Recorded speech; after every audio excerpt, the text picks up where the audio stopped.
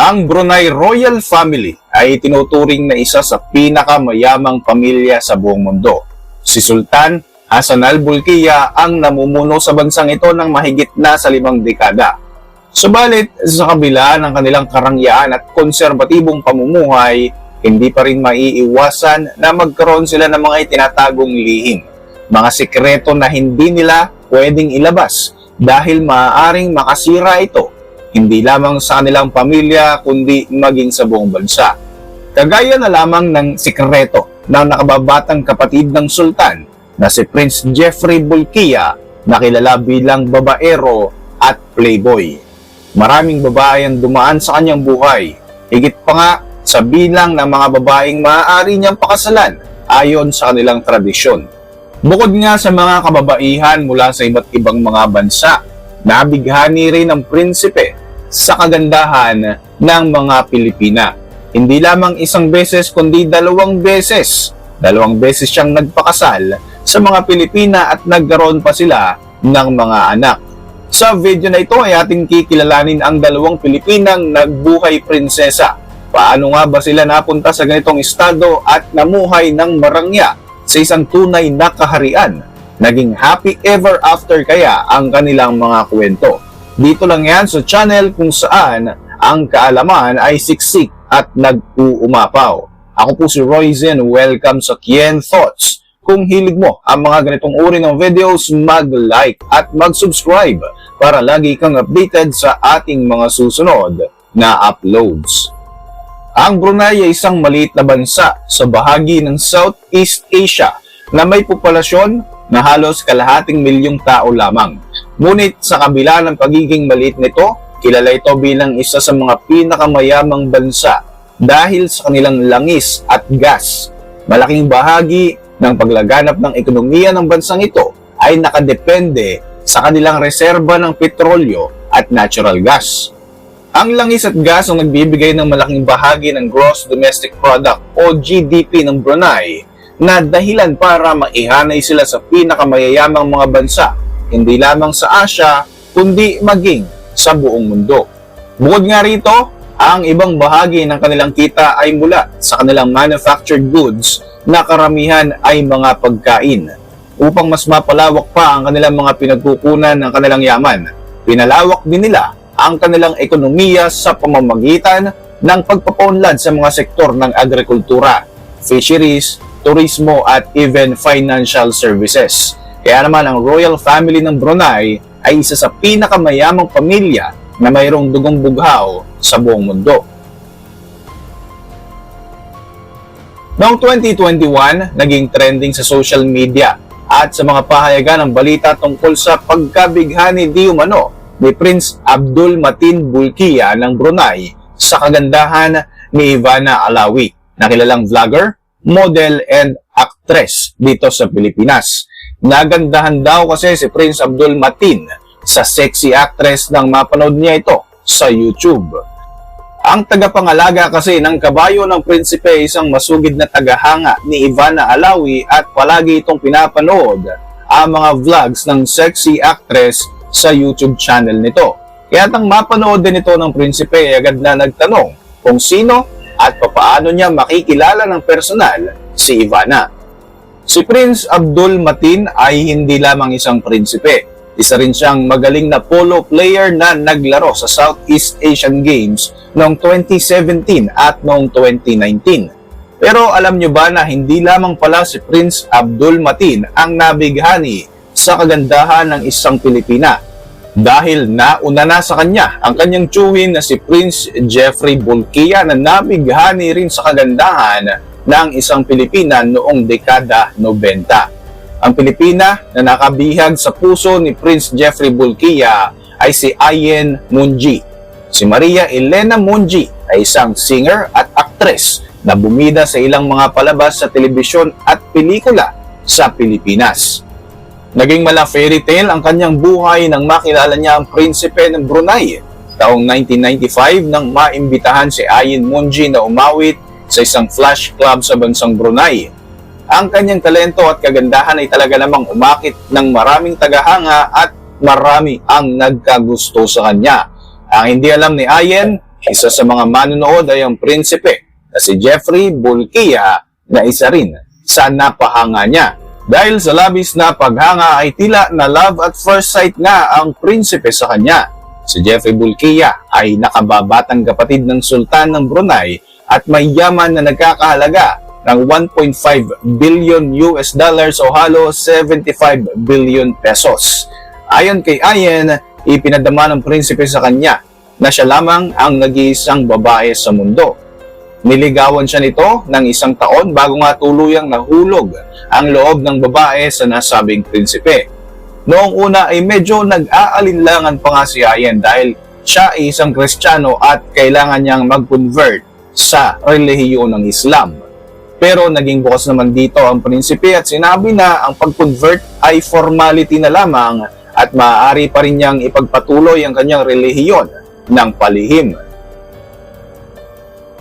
Bilang isang prinsesa, maraming naganap na pagbabago sa buhay ni Ayen. Ito nga ay mga bagay na hindi niya talaga napaghandaan. Kagaya na lamang ng madalas niyang pagsusuot ng isang headdress para sa mga prinsesa na tinatawag na tudong. Sa Brunei, naranasan ni Ayen na makibagay sa lahat ng kilos at galaw ng pagiging isang prinsesa. Kinailangan niyang umayon sa tradisyon ng kanilang relihiyon at sundin ang mga dapat at hindi dapat gawin bilang isang maharlika. Sa bawat paglabas niya ay mayroong 6 na kasambahay na nakalalay sa kanya. Nariyan din ang magagarang sasakyan, malapalasyong mga tirahan, sangkatutak na mga alahas, magagarang damit, sapatos at mga mamahaling bag. Ayon pa nga sa kwento ni Ayen, may ilang protocol sa palasyo na dapat niya talagang sundin. Halimbawa ay kailangan niyang magbihis ng formal gabi-gabi tuwing sila ay maghahapunan. Pagdating sa pagkain, 4 na katulong ang nakatalaga para sa kanya. Anumang pagkain na kanyang naisin ay binibigay sa kanya, kahit pa nga ang espesyal na tinapay mula sa Paris o ang karne na mula pa sa Brazil. Sa isang utos lamang ay agad itong makukuha ng nasabing prinsesang Pilipina. Pagdating naman sa pag-shopping ay tila isang paraiso ito para kay Ayen Munji. Lahat ng kanyang naisin ay nabibili niya. May sekretarya rin siyang kasama na nagbabayad ng lahat ng kanyang pinamimili. Kasama niya palagi ang kanyang sekretaryang Briton at Pilipina na naghahanap ng mga bagay na kanyang maaaring gawin kapag siya ay nababagot. Hindi rin nagkulang ang prinsipe sa pagmamahal sa kanya. Hindi rin naging malaking bagay para kay Ayen ang pagkakaroon ng kahati sa kanyang asawa. Ngunit dahil sa kanyang pagiging artista at dala ng kanyang pagkainip, humanap siya ng paraan upang makalaya sa tila ba boring na buhay sa loob ng palasyo. Dito nga ay nag-produce siya ng isang musical at dramatic production sa Brunei at Maynila na siyang nagbibigay sa kanya ng kasiyahan. Subalit nagbago ang lahat nang isilang ang kanilang anak na si Hassan. Nagkaroon si Ayen ng postpartum depression at kinailangan niya ang kanyang asawa sa kanyang tabi upang dumamay sa kanya. Ngunit sa panahon na ito ay naging abala ang prinsipe dahil nga sa mga suliraning kinakaharap ng kanilang pamilya at dahil dito ay halos hindi na nga niya makita ang kanyang asawa. Kalaunan ay nadiskubre ni Ayen na may ibang babae palang kinakasama ang prinsipe. Nagpasya na lamang siyang umuwi ng Pilipinas upang magbakasyon at doon niya naramdaman ang isang malaya at masayang buhay. Kalaunan nga ay nag-file siya ng divorce sa korte ng Brunei. Makalipas ang 4 na buwan ay tuluyan na nga silang naghiwalay matapos ang 6 na taon na pagsasama. Sa kabila ng kanilang paghihiwalay, nananatili pa ring maayos ang kanilang relasyon para sa kanilang anak na si Hassan. Si Hassan ay may dugong bughaw at hindi iyon mayaalis sa kanyang pagkatao. Ngunit hindi siya tulad ng ibang prinsipe na mahigpit na binabantayan. Hindi man nagtapos ang buhay ni Ayen sa happily ever after kasama ang prinsipe ng Brunei. Ayon sa kanya, ang pera at yaman ay kailanman ay hindi makakabili ng tunay na kaligayahan sa mundo. Kalaunan ay nagkaroon nga siya ng bagong buhay kasama ang kanyang naging asawa na si Franco Laurel na nagparamdam sa kanya ng tunay na kahulugan ng pagmamahal. Kilala si Prince Jeffrey Bolkiah sa kanyang marangyang pamumuhay at sa kanyang maluhong paggasta sa pera. Sa katunayan, nagmamay-ari nga siya ng isang private Boeing 747 at may koleksyon ng napakaraming mamahaling mga sasakyan na tinatayang humigit kumulang 2,000 luxury vehicles. Mayroon din siyang mga property sa iba't ibang bahagi ng mundo katulad sa Paris, Los Angeles, California at sa London. Subalit noong dekada 90, nakaranas ang prinsipe ng isang malaking iskandalo na hindi niya makakalimutan. Noong panahon ng kanyang panunungkulan bilang Finance Minister ng Brunei, pinagmulta si Prince Jeffrey Bolkiah ng humigit kumulang 14.8 billion US dollars. At dahil nga rito, inapilitan siyang ibenta ang malaking bahagi ng kanyang mga ari-arian at umalis sa kanilang bansa. Makaraan nga ang ilang taon, pinayagan siyang muling makabalik sa Brunei ng kanyang nakatatandang kapatid na si Sultan Hassan al-Bolkiah. Bukod nga sa iskandalong ito ay naging usap-usapan ang prinsipe dahil sa kanyang pagiging babaero. Marahil ay para sa kanya, hindi lamang kayamanan at kapangyarihan ang nagbibigay ng kasiyahan kundi ang pagkakaroon ng maraming babae. Nagkaroon ng 5 asawa ang prinsipe at 4 nga sa mga ito ay kanyang diniborsyo. Sa kasalukuyan, mayroon siyang 18 anak mula sa iba't ibang mga babae. Ang una niyang kasal ay nangyari nang siya ay bata pa lamang, ngunit hindi ito naging matagumpay dahil tila mas hinahanap ng prinsipe ang kagandahan ng mga babae mula sa ibang bansa. Naging asawa niya ang isang New Zealand model na si Claire Kelly, ngunit hindi rin ito nagtagal. Subalit bago pa nga kay Ian Mungi, mayroon pa palang isa pang Pilipina na naging asawa ang prinsipe. Ito ay si Evangeline Teodoro del Rosario.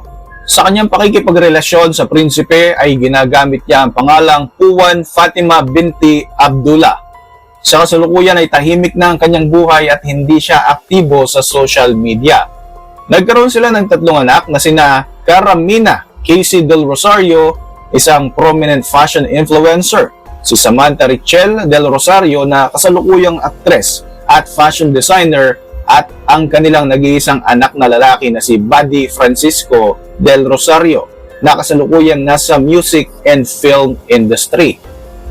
Hindi naging ganong ka-open ang mga impormasyon tungkol sa dahilan kung bakit naghiwalay sina Evangeline del Rosario at Prince Jeffrey Bolkiah, ngunit malaki ang posibilidad na ito ay may kaugnayan pa rin sa pagiging babaero at sa iskandalo na kinaharap ng prinsipe.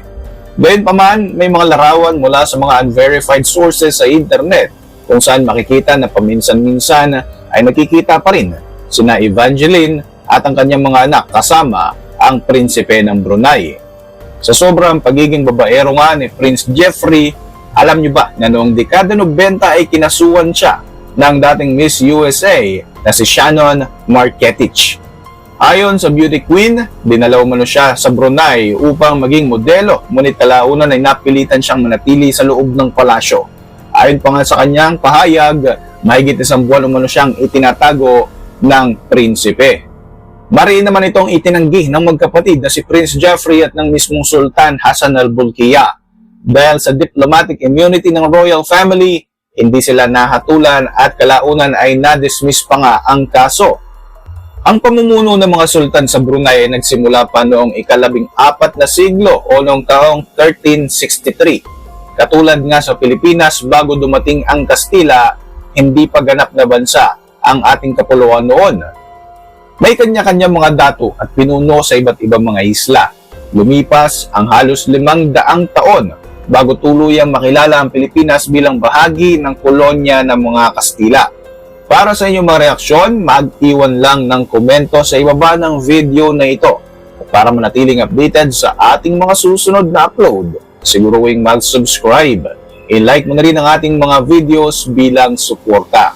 Muli, ako po si Royce at maraming salamat sa patuloy na pagsubaybay sa ating channel.